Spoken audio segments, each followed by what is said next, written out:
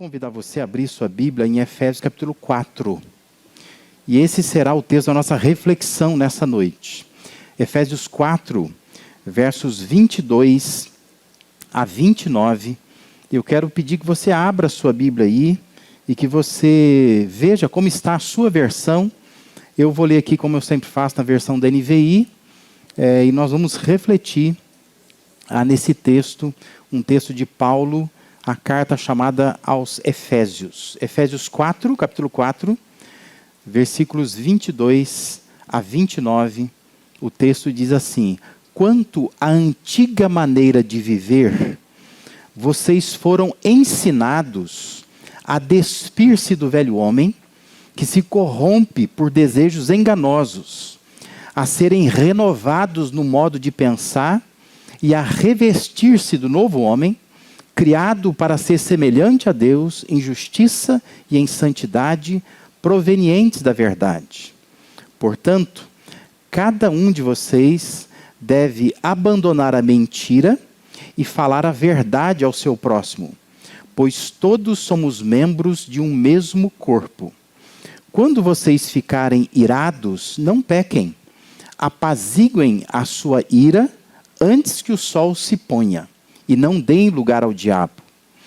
O que furtava, não furte mais. Antes trabalhe, fazendo algo de útil com as mãos, para que tenha o que repartir com quem estiver em necessidade.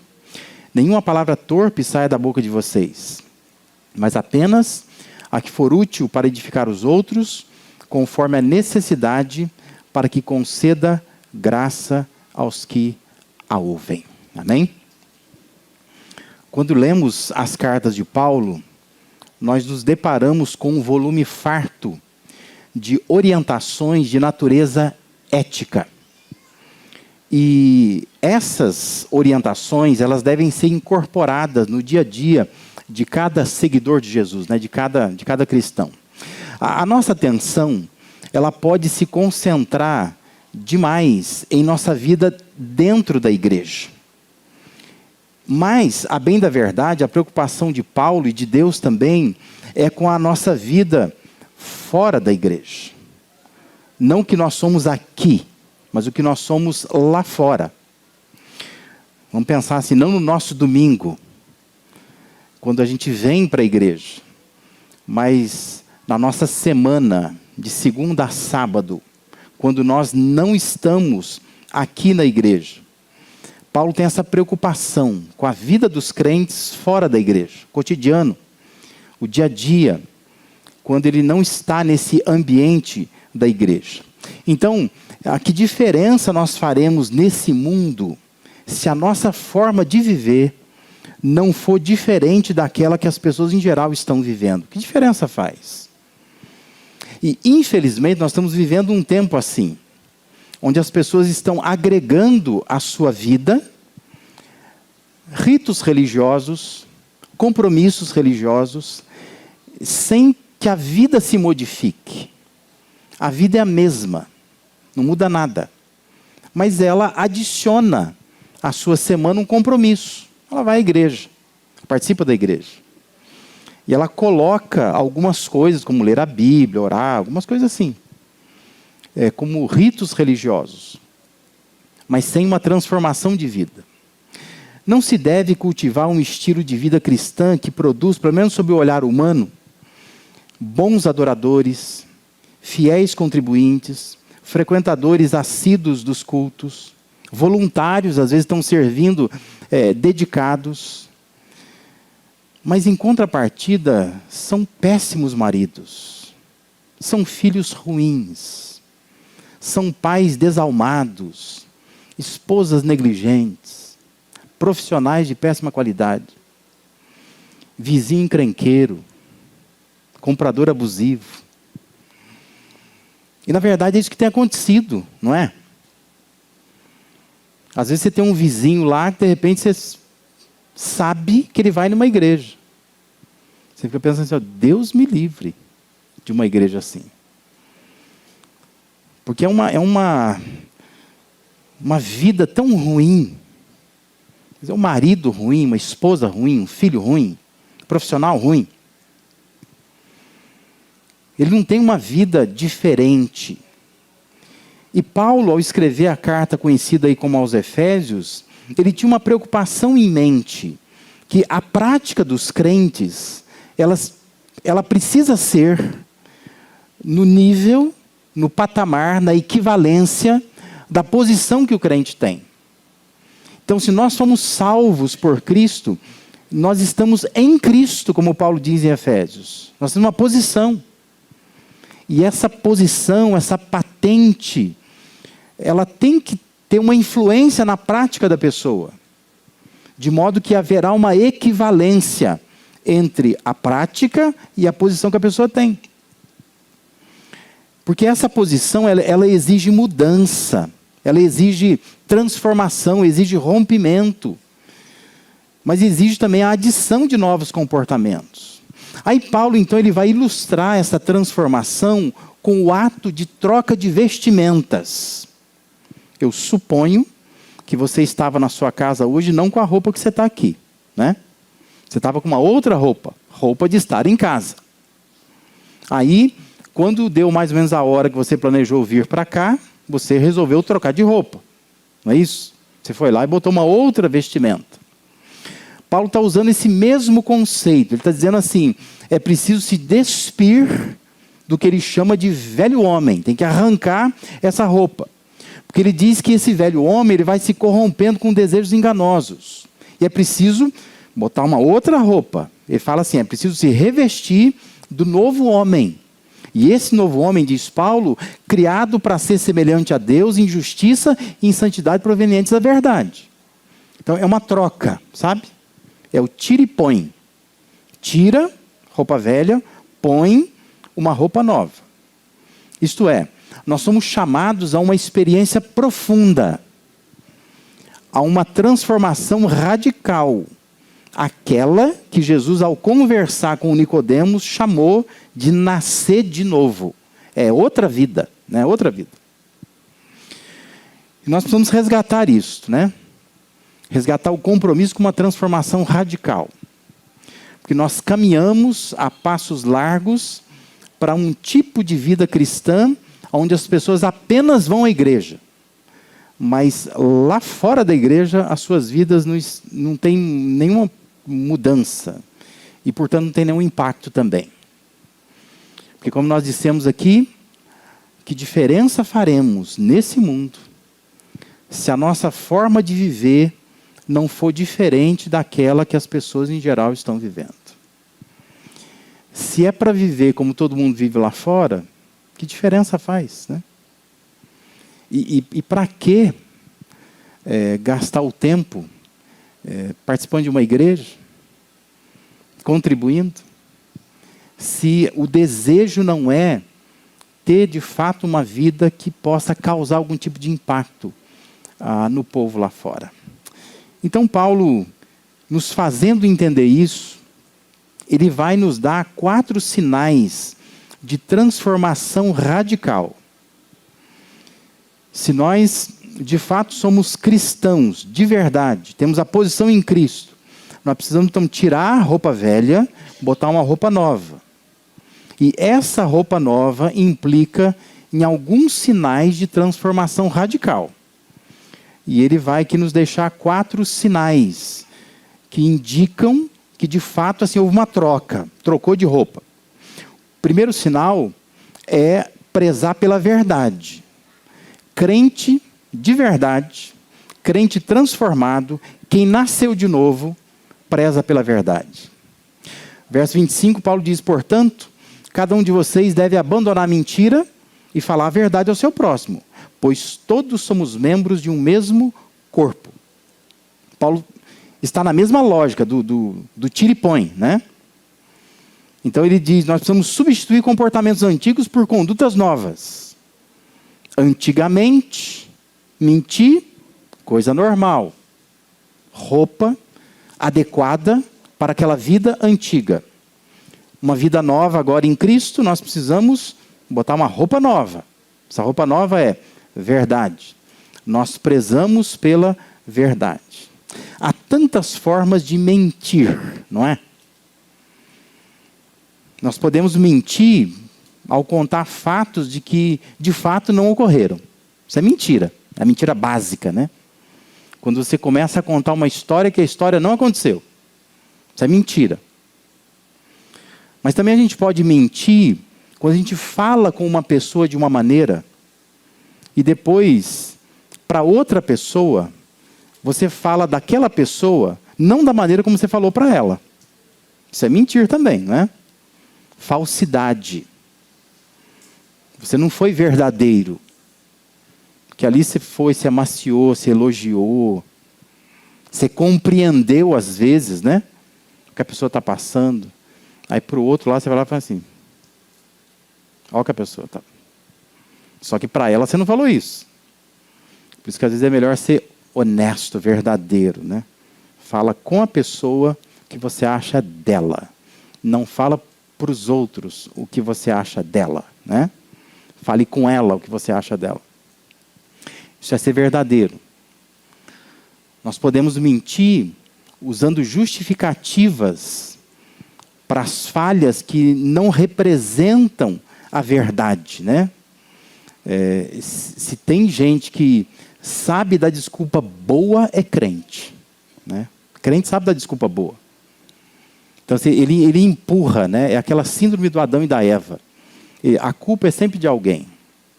Então toda falha da pessoa, ela acaba dando uma justificativa, empurrando a responsabilidade para alguém, porque ela não quer ser verdadeira. Dizer assim, não, na verdade, eu sou o problema, né? Eu estou com o problema. Sou eu que falhei, eu que deixei de fazer, eu que me atrasei, eu que não contribuí. Mas é a tendência que nós temos de mentir, de não sermos verdadeiros. Porque nós vamos atribuir as nossas falhas a outra pessoa, a uma circunstância, a um fato. E nós vamos, com isso, faltar com a verdade. Um dos sinais que se esperava ver em um cristão que passou pelo processo de transformação radical é que ele fosse verdadeiro. Paulo está dizendo isso, é isso que se espera. Uma pessoa que tirou as roupas do homem velho e colocou roupas do homem novo, do novo homem, criado semelhante a Deus, ele tem que ser verdadeiro. Ele abandonou, ele deixou, ele se despiu da mentira. Ele vestiu agora as roupas da verdade. Por entender o dano que a mentira pode causar na vida de alguém. Eu fico na dúvida se nós compreendemos a profundidade que Paulo estava abordando aqui. Porque a nossa cultura brasileira é uma cultura da mentira, né? Nós gostamos de dar jeitinho em tudo, né? A gente fala. A gente vai mentindo aqui e ali, a gente falta com a verdade. E parece que isso não nos incomoda. Fica tudo bem assim, né? E a gente não tem preocupação de dizer para a pessoa, não foi isso não, deixa eu te falar a verdade aqui, né? Não, a gente vai mantendo mentiras sem nenhum problema. Mas é curioso que Paulo ele poderia dizer da importância de deixar a mentira e falar a verdade, calçando aí a sua exortação com alguma afirmação do tipo assim, porque é pecado mentir, né? Ele estaria falando a verdade, né? É pecado mentir mesmo. Ele poderia dizer assim, porque o correto é falar a verdade. Paulo poderia dizer assim, porque mentira tem pernas curtas, como a gente popularmente diz. Mas Paulo diz que nós precisamos deixar a mentira e falar a verdade com o nosso próximo. A razão que ele vai dar é porque nós somos membros uns dos outros. Ou seja, Paulo dá uma razão teológica para uma coisa prática. Como traduziu a NVI, todos somos membros de um mesmo corpo. Ou seja, o cristão deve prezar pela verdade porque ele entende o dano que causa na vida da outra pessoa quando você falta com a verdade. E aí nós entendemos que não é só mentir, mas é prezar pela verdade. Porque às vezes a omissão, quando você deveria defender alguém, e você não defende, você faltou com a verdade. E você prejudica a vida daquela pessoa. E você não entende que nós estamos ligados uns aos outros. E como isso vai danificar todas as pessoas, como elas serão afetadas Porque alguém faltou com a verdade, não prezou pela verdade. E poderia dizer a verdade, mas não disse. Preferiu manter a mentira, né? Ou preferiu executar, dizer, né, uma mentira. É preciso tornar a verdade mais importante, mais presente no cotidiano da vida do que a mentira. Eu queria que você avaliasse isso na sua vida. Que Paulo nos fornece uma orientação simples. Ele está dizendo assim, ó, abandona a mentira. E no lugar da mentira, comece a falar a verdade. Comece a prezar pela verdade. E a razão é, porque nós estamos ligados uns aos outros. A minha mentira afeta a pessoa. E eu não posso permitir que a falta da verdade possa afetar a vida de alguém. Há um outro sinal de transformação radical, é priorizar a paz. Veja que no versículo 26 e 27, ele diz assim, quando vocês ficarem irados, não pequem. Apaziguem a sua ira antes que o sol se ponha. E ele termina dizendo assim, e não deem lugar ao diabo. Novamente, nos deparamos com a lógica do tira e põe. Ele está dizendo que a ira tem que ser substituída por uma postura de apaziguamento dos conflitos. Ira se abandona. Mas essa atitude de, olha, nós vamos apaziguar, eu não vou deixar que o sol se ponha sobre a minha ira, é algo que eu vou vestir, eu vou colocar isso no lugar. É o anseio, a busca pela paz. É querer ser de fato um pacificador. Presta atenção. Quando nós temos como prioridade viver em paz, nós vamos fechar todos os canais por onde amarguras vão entrar. Porque isso vai ser o desejo de ser um pacificador, uma pacificadora. Então eu vou fechando as portas por onde pode entrar amarguras. É comum a gente se irar? É. Não é uma coisa incomum. A gente pode se irar, a gente pode ficar bravo de uma hora para outra. Mas o que Paulo está dizendo é, não permita que esse sentimento, ou que esse pensamento de fúria, ele te leve a pecar. Ele não pode perdurar dentro de você, em você, com você. Mas ele tem que ser tratado rapidamente. Às vezes, nem se trata de explodir com alguém e pedir perdão antes que o sol se ponha, né? Porque tem gente que vai olhando assim, literalmente, né? Ai, o sol está se pondo, deixa eu resolver esse negócio aqui, né? Que eu fiquei bravo com a mulher em casa, com o marido, né? Com o filho, com os pais, algo assim.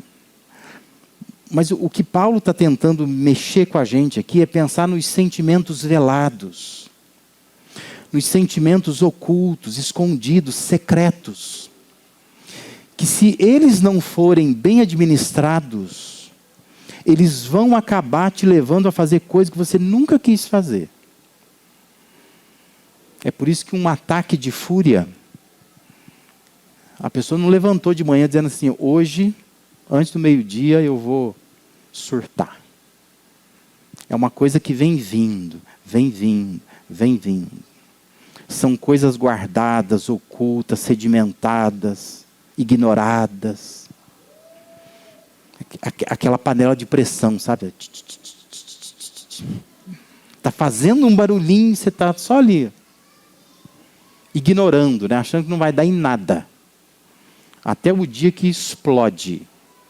É disso que Paulo está dizendo. Se você tiver como prioridade viver em paz, você vai fechando esses canais. Você vai cuidar para que nada arranque a sua paz e a paz das pessoas.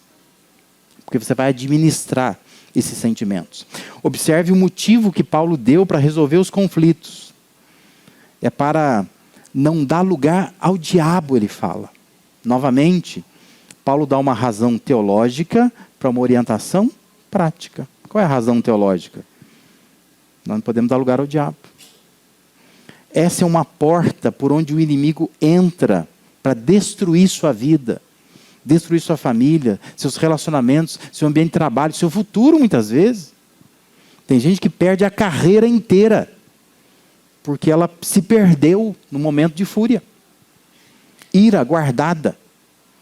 Por Por isso que Paulo está dizendo, é importante lidar com isso, porque você assim não dá lugar ao diabo. Senão o diabo entra por aí, ó. Gosta de causar uma bagunça, né? Por isso que é importante priorizar a paz.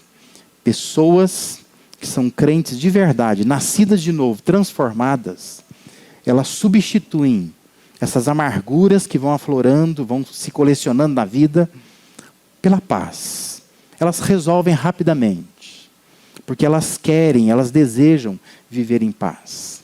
Tem muito cristão encrenqueiro, né, que parece amar o conflito, mas um sinal de transformação radical é essa mudança profunda até no temperamento da pessoa, a ponto de tornar qualquer pessoa alguém que prioriza a paz.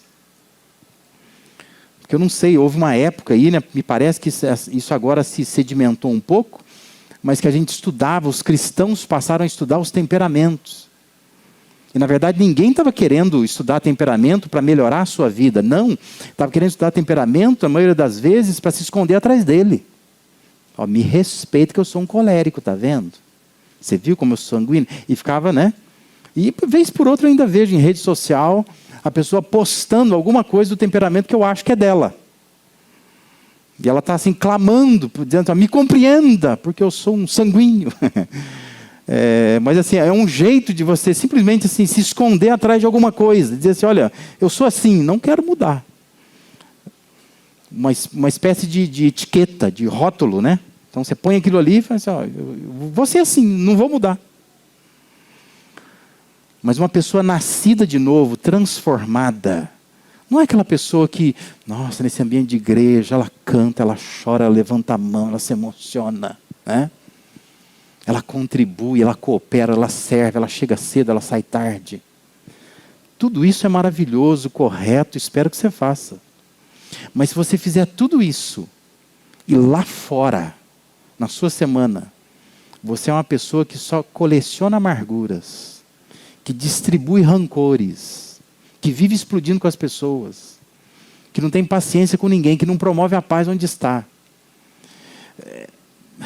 É um grande problema, porque isso não é uma transformação radical. Deus está preocupado com a sua semana. E quando você tem uma semana transformada, o culto é diferente. Que são pessoas compromissadas com Deus, que estão prestando um culto a Deus. E não é simplesmente participar como se fosse de um teatro, né, onde eu venho, eu quero assistir alguma coisa e eu vou embora. Mas a minha vida não tem nada a ver com isso. Sua vida tem tudo a ver com isso, né? Igreja é a comunidade dos salvos, dos transformados, dos nascidos de novo, das pessoas que vieram de uma semana de luta, que tentaram viver de fato o Evangelho.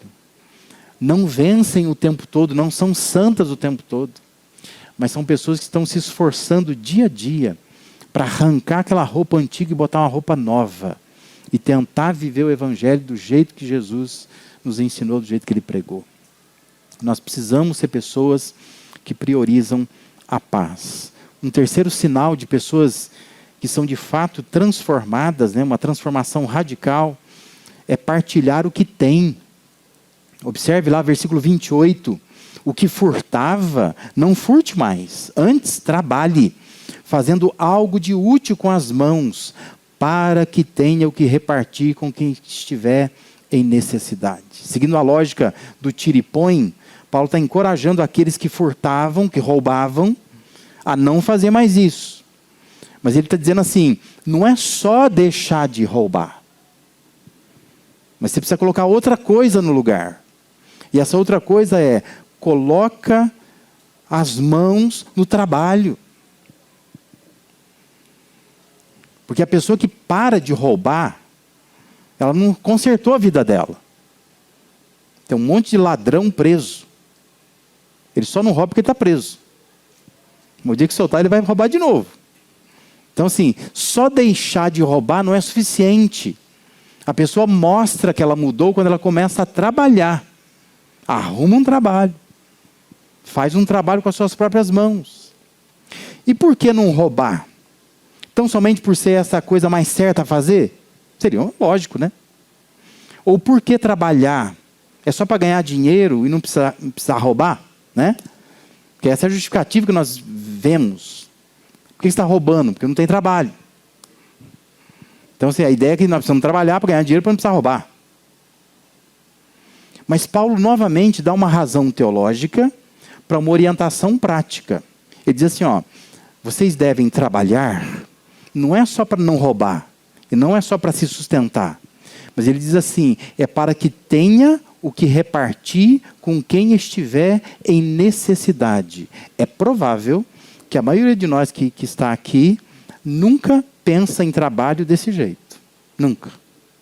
Você pensa em trabalho para pagar conta. Você pensa em trabalho porque você quer crescer na vida. Você pensa em trabalho como projeção social. Mas pensar em trabalho, preciso trabalhar, preciso ganhar bem para ajudar os outros, poucos de nós pensamos assim. A maioria de nós pensa, eu preciso trabalhar porque eu tenho metas nessa vida. Eu ouço, né, pessoas dizendo assim, ó, antes de chegar nos 50, eu quero ter isso. A pessoa tem metas, ela está trabalhando para isso, se esforçando para isso. E não há nada de errado com isso. Mas a questão é que pessoas que são de fato transformadas pelo Evangelho, elas têm um coração um pouco diferente. Porque elas não conseguem se contentar em apenas trabalhar e se enriquecer. Mas elas começam a olhar para as pessoas que têm necessidade. E elas querem ajudar a pessoa que está em necessidade. Não se trata apenas de não praticar um pecado, né, que claramente é exposto na lei de Moisés, né, que é não roubar, não furtar. Mas de restaurar um novo homem, que Paulo diz, criado para ser semelhante a Deus, que exercita compaixão, voltando os olhos para os outros e não para si mesmo, e partilha o que tem com os outros. Um dos grandes fenômenos ocorridos na igreja primitiva, naqueles relatos, né, registrados lá no livro de Atos, é que houve uma disposição de repartir. Se você ler Atos, vai dizer que nenhum necessitado havia entre eles. Ninguém estava trabalhando pensando em só se enriquecer. Ninguém estava trabalhando pensando assim, eu preciso de me aposentar um dia e parar e continuar vivendo. Mas havia uma preocupação naquelas pessoas da igreja primitiva para que não houvesse nenhum necessitado entre eles. Havia uma preocupação em repartir. Eles queriam fazer isso. Eles queriam partilhar aquilo que eles tinham. Lembra que Paulo não está escrevendo para ladrões. Paulo estava escrevendo para igrejas. Paulo estava escrevendo para crentes. E a intenção era levá-los a pensar que ter para poder acudir o necessitado deve ser a grande motivação para trabalhar e obter recursos. Trabalhe para isso. Queira crescer profissionalmente para isso. Porque se eu tiver mais, eu ajudo mais. Mas se você só pensa em você, é provável que falta essa transformação radical ainda. Porque um sinal de transformação é querer ter para partilhar, é querer ter condições para acudir ao necessitado. Não é só olhar para si, mas é olhar para quem está ao nosso lado também. E um quarto sinal e último sinal que Paulo deixa de uma transformação radical é promover a edificação. O verso 29 diz assim, nenhuma palavra torpe saia da boca de vocês, mas apenas a que for útil para edificar os outros, conforme a necessidade, para que conceda graça aos que a ouvem. Palavras torpes são aquelas palavras descartáveis, inúteis. A gente acostuma pensar que palavra torpe é só palavrão, é só bobagem, é só palavra que não deve estar mesmo na boca de um cristão. Mas Paulo não está chamando atenção só para isto. Palavras torpes são aquelas que são desnecessárias. São aquelas palavras que não precisam ser ditas, não precisa. A pessoa já está no fundo do poço. Você vai lá e fala uma palavrinha para ela. Não tem palavrão, não tem nada. Mas precisava ter falado aquilo para a pessoa. Isso é palavra torpe, né? E nós somos mestres em fazer isso, né? Isso me lembra a frase do Agostinho. Agostinho dizia assim, ó, seja a tua palavra melhor do que o silêncio. Se não, cale-se. Estamos num silêncio. Vou quebrar o silêncio falando alguma coisa. Agostinho diz assim, ó, você tem que pensar. O que eu vou falar, o que vai sair da minha boca, é melhor do que esse silêncio aqui? Não é? Então fica quieto. Não fala nada não, deixa o silêncio continuar. Porque nós usamos muito palavras desnecessárias. Não precisa usar aquelas palavras. Não são palavrões, não são palavras jocosas, não tem nada de errado na palavra em si. A questão é, ela é desnecessária, ela é inútil, ela é inapropriada, ela é descartável. Não faz diferença nenhuma você ter falado aquilo ou não ter falado. Mas você falou. E às vezes no falar, você ofendeu alguém, você não promoveu a edificação da outra pessoa. Novamente, observe como Paulo escreveu. Não se trata de uma orientação para evitar palavras inadequadas, nem de um esforço para usar palavras saudáveis tão somente, né? Tudo polido, bonitinho. Não se trata também de apenas fazer críticas construtivas, né? Porque a gente tem essa ideia, não, eu só faço críticas construtivas. Mas o que Paulo está dizendo é que através da sua comunicação, você tem que ter a capacidade de transmitir graça aos que ouvem. Olha a razão teológica aí, né? Por que nós precisamos cuidar das nossas palavras? Porque eu preciso promover edificação, eu preciso transmitir graça àquelas pessoas que estão ouvindo. Consegue entender? Não é apenas ter todo o cuidado com as palavras por um mero dever cristão. Ou até mesmo por causa de uma educação que se herdou. Porque tem gente que é educadinha.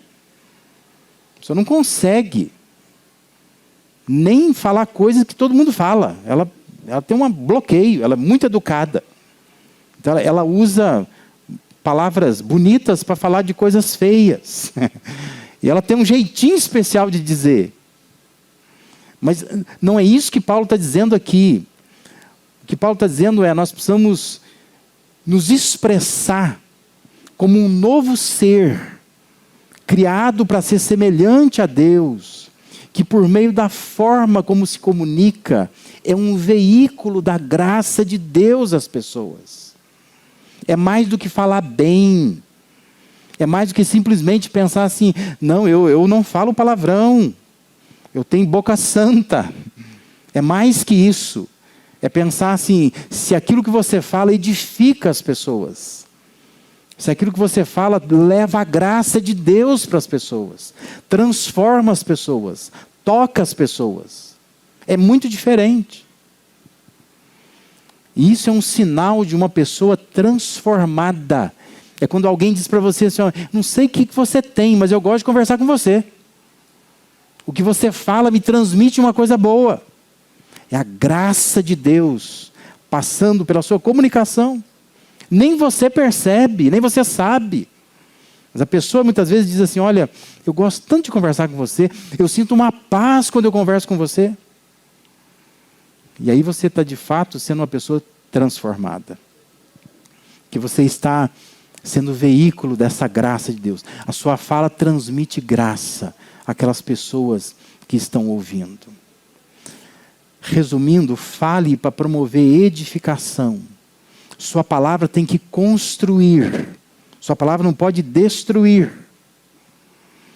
Tem que fazer a pessoa perceber a graça de Deus.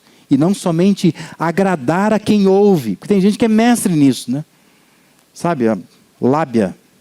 A pessoa vai, ela tem aquela palavra doce, né? Ela consegue fazer o ego da outra pessoa crescer. Mas não é isto que Paulo está dizendo. Paulo está dizendo, você precisa ter a capacidade de fazer a pessoa perceber a graça de Deus. Você pode estar dando uma bronca nela. Você pode estar exortando a pessoa. Mas ela percebe, a graça de Deus está aí. Porque essa é uma palavra útil, necessária, precisa dela, ela não é descartável. Mas a pessoa sente, a graça de Deus está aí. Porque é um sinal de uma pessoa transformada. Alguém que, de fato, promove edificação. O que ela fala, edifica. Nós não podemos ser pessoas que quando a gente fala, quando abre a boca, né, todo mundo fica assim, ai, por que falou, né? Corta, né? Corta a palavra, corta o microfone, porque parece que nada faz muito sentido. Há muitos que passam a vida inteira sabendo comunicar muito bem. Falam de forma irrepreensível. São elegantes.